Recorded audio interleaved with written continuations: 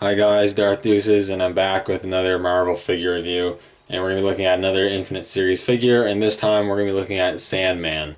My previous review was Vulture, and now this time it's Sandman, another member of the Sinister Six. And again, the main reason why I picked up this figure, because I needed more members for my Sinister Six.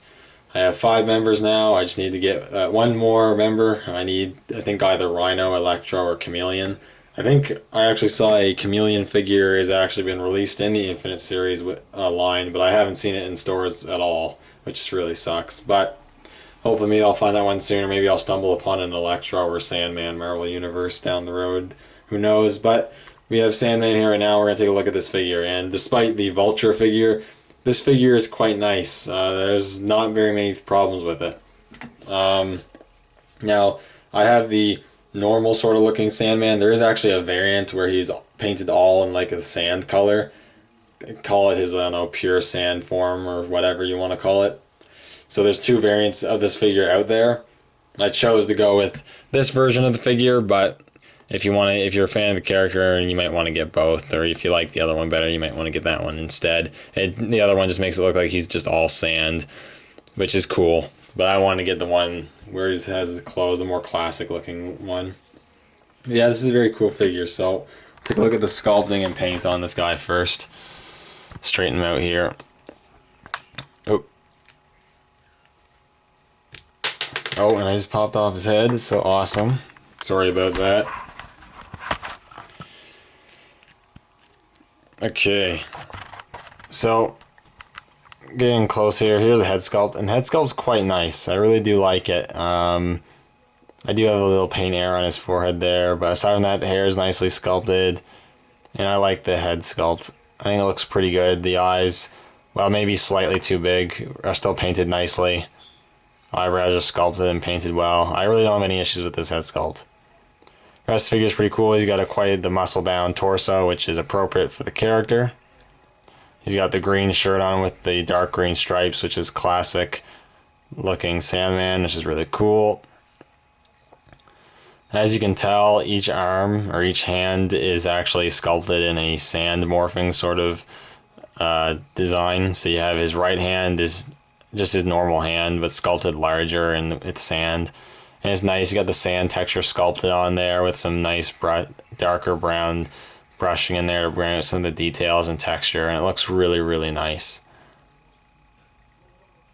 On this one, you have like this spike hammer or something like that, which is really cool. You can kind of make out his thumb right there, which is cool, and you got the spikes and the cracks and stuff in the sand. It just looks really, really nice. Really, really cool. He just has, then he has his pants here. He's got the belt there, just sculpted on there. There's some slight paint errors, which sucks, but it's not a huge deal. You got the pants here. These are the same legs that are used on the Doc Ock figure of this wave, which I reviewed a while back. So pretty cool, looks nice. You got black boots going on there. And overall, it's a really nice looking Sandman figure. I'm really happy with how it turned out. It looks pretty cool. Now, in terms of his articulation, this one's actually a bit better than some of the other figures we've seen in the Infinite Series line. I believe he uses some older parts from Marvel Universe, so that's why he has more articulation. But he does have a ball joint in the head, but it's just a ball joint with no hinge, so you got some good rotation, but he pretty much has no up and down motion because of the way the head's sculpted. He has ball hinges at the shoulders, so you got all the articulation you expect. Ball hinges at the elbows.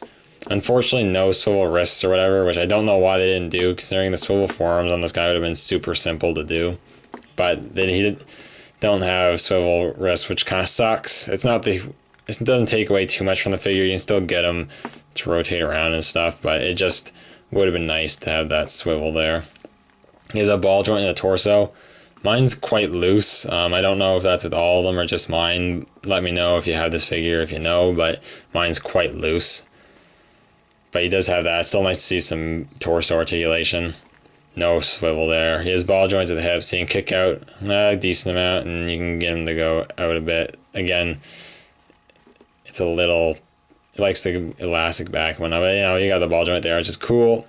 Double hinges at the knees, which bend quite nicely.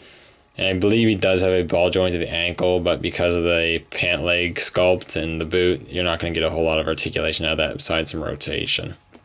But still, not a bad articulated figure at all, and definitely not a bad looking one. I definitely like the sculpt. The paint apps for the most part are pretty good, and this is a really cool looking one. He doesn't have any accessories, but he doesn't really need any unless they wanted. If they wanted to, they could have had more morphed hands and you could plug them out and in, but I don't really expect that with the Infinite series. And for what we got and for what the Infinite series puts out, this is probably one of the better figures we've gotten from the Infinite series. I think that if you're a fan of the character, or you're a Spider-Man villain collector, or you need a Sandman for your Sinister Six, I highly recommend you pick this guy up. He is really cool and definitely worth being in your collection. Anyways, thank you guys so much for watching. Let me know what you guys think in the comments below, and I will see you all in the next video.